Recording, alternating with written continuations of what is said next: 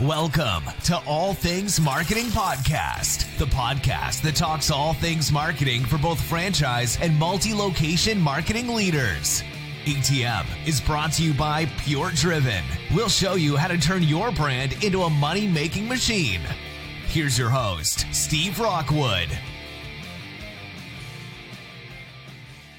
Hello, everyone, and welcome to Franchise ATM. My name is Steve Rockwood. I'm the marketing manager at PureDriven. Today, I'm joined once again by special guest Nick Edlund. He is a Facebook specialist here at PureDriven. Nick, how are you doing today, my friend? I'm doing great. How about you? I am good, and today we're going to be talking about Facebook again, and maybe a little bit of Instagram if we feel like it, because you do run on the Instagram side as well. I do both. I dabble in both. You dabble in both. So last time you were here, we talked about the importance of in-store content for Facebook posts. Yep. That was a large piece of it. So I guess just a quick report from you. Has anything changed on that front?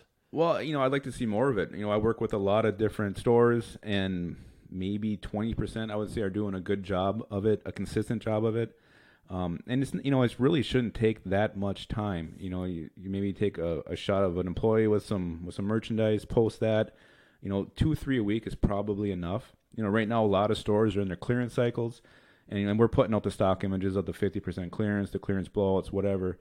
But you can supplement that with an image of your employees, holding a sign, doing something, just showing, some actual store products and store content. It's huge. Yeah, definitely. And on that note, with the sign and the pictures of your employees, if you have an event that only your store is running, so you don't have that content from the franchisor, you can go ahead and create your own content. I mean, you can use what they have as a baseline or a guideline to what you're doing, but just use what you have resources of. Basically, your employees, make some signs with the event that you're having and take some pictures and make your own creative. Yeah, absolutely. I mean, it's huge. And it's one of those things where it can actually gain great organic engagement itself, because, you get friends of these people who work there. They start sharing it. They start liking it. It's basically free advertising. If it kind of gets to have a life of its own, and then we go in and put some money behind it on a boost, it can really, really push it out there. So you're getting a great organic reach, and you're also getting some great paid reach from it too. Yeah, definitely. And then on the paid side, since we talked last time, has anything big happened in the Facebook world to affect retailers, or is it pretty much business as usual? It's pretty much business as usual. They're always changing something a little bit. They're kind of been getting real strict with words on images. So I would strongly suggest for anybody listening out there to, if you're making your own creative, fewer words on it as possible is better, because it's going to lower the reach. It'll still go through. We can still put money behind it and boost it, but the reach will get lowered. So that's one thing they've really kind of cracked down on. And it seems to be getting a little more tight as we hit summer here. Definitely. And I don't know if you use a tool, Nick, but there's definitely a lot of tools out there that you can find to kind of calculate how much space you're using of text. I think it's, what's it called? Like the Facebook ad text tool. Yeah, it's not a real creative name. It's basically, that's what it is. It's like the Facebook, text image tool. It's really... Yeah, so if you've ever done one of those CAPTCHAs where you have to click, where it says click on all the cars, it's basically the same thing. You basically click on the squares of text that you have, and it will calculate what percentage you have on there. So yeah, and I think Facebook has some kind of a bot that they calculate, and that thing it's got a mind of its own sometimes. So you can actually have a good image that doesn't have much text, and Facebook still might flag that, but Well, it seems like logos count sometimes, and other times they don't. I think that becomes a big issue sometimes when you're right on that 20% line. Mm-hmm. I think if they count your logo sometimes, because I've noticed on PureDriven, obviously the PureDriven logo's a big word that says PureDriven. And sometimes it will count that as text, and sometimes it will count that as an image. And I think it depends what it looks like. If they can make out that there's letters there, then they might count it. If they can't, then you're safe. So. Yep. So also something to consider, because I feel like a lot of people probably don't consider their logo text when it is. Yeah. No, I keep stressing. I know I'm going to go back to it, but I mean, in-store content is so huge, and consistent job of doing it. If you can create, we have one store, Play Against Sports store. I can't remember where it is, but they have this guy who they have a mannequin, like a dummy, and he keeps doing different things with it. Like he'll shoot it with a bow and arrow. He'll run around the store, and he calls it Play It Again Sam or something. But it gets to the point where people are going to want to see this guy. Like, hey, I wonder what Play It Again Sam is doing this week. And they're going to come back to look, see what this guy's doing with that dummy. And at the same time, they're going to see, in-store content. They're going to see sales. So if you can, they're kind of going above and beyond with this guy. But, something like that is huge, where you're making people go to your page for other reasons than just what you have in your store. Yeah, that makes a lot of sense. And the music around too, a lot of them now they have managers or employees when they're actually playing the new instruments that come in and showcasing them. That's always cool. Or even just huge. A video of a kid that comes in and is playing, the drums or guitar or something, just to showcase that and show that, it's more than they do more than buy and sell. You can just go there and play as well, and then I'm sure you'll make a sale from that. Exactly, yeah. So the more you can create, the more you can make people want to go to your page. It's huge. Yeah, definitely.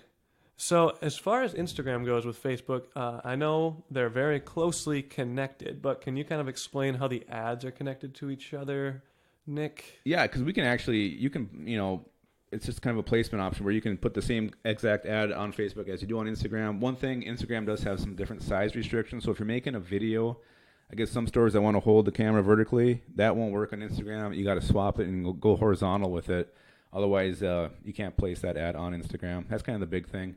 But yeah, I mean, for the most part, you get a few more options as far as what you can do with some videos and stuff. You can put some graphics on there for Instagram, but for the most part, they're pretty similar. Yeah, I was actually going to ask you that. For Instagram, one of our employees here was telling me that if you do just a native Instagram ad, they kind of add some movement to it. Yep. So that's true, I'm guessing. Yeah, you can take a static image and create a video out of it. You can zoom in and out. You can put some text on there. So you can kind of have the same ad, but make it, a little more appealing maybe to the eye. Yeah, and you can't do that if you do it on the Facebook side and run it on both, right? You have to just do the Instagram placement for that one. Yep. Okay. Correct. Yep. So. Makes sense. And if you've ever used Snapchat or made a Snapchat ad, it's very similar. They kind of have the ad creator inside of it, and you make your ad from there and use your own graphics and assets and all that. So. Yep.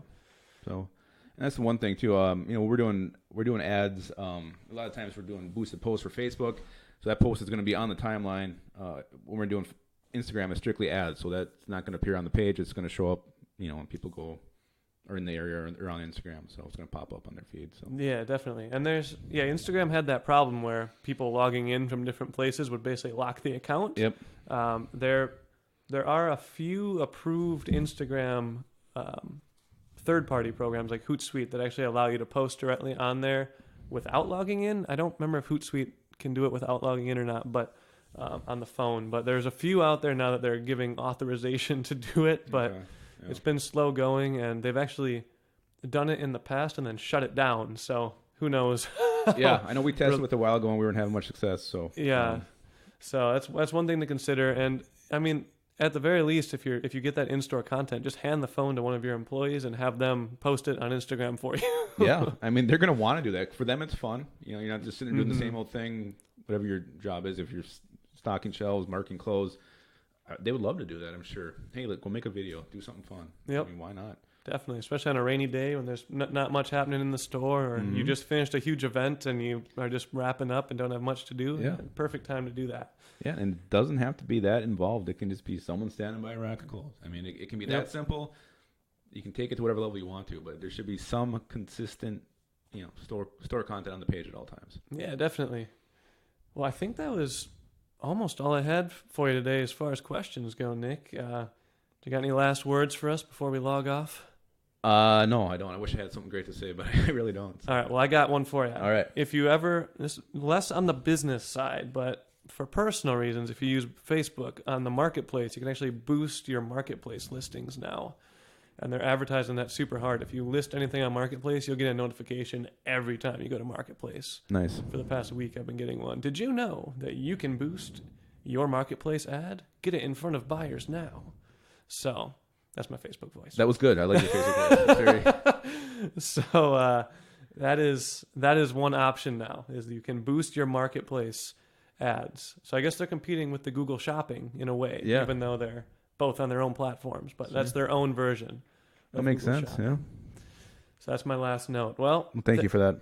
You are welcome. You can take that to the bank after you make your first sale. I will. I will go find something to put on Marketplace now. Yeah, just take one of my microphones and All sell right, it good. on there. I won't will. notice. All right, perfect. All right, well, thanks for joining me, Nick, and thank you, everyone, for listening.